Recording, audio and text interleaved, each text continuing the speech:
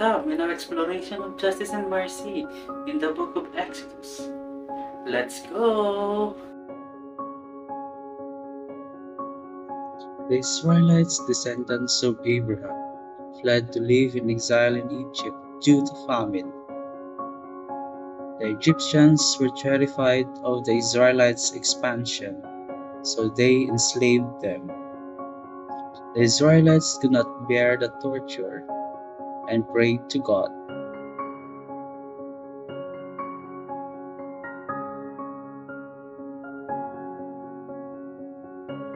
God heard their prayers and decided to lead the Israelites out of Egypt.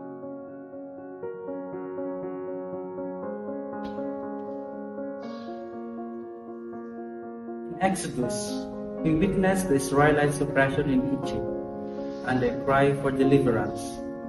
God responds with justice, sending Moses to lead them out of bondage.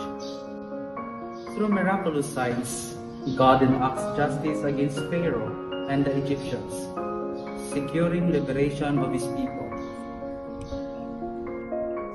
Despite the Israelites' disobedience, God shows mercy, providing their needs and remaining faithful to His promises.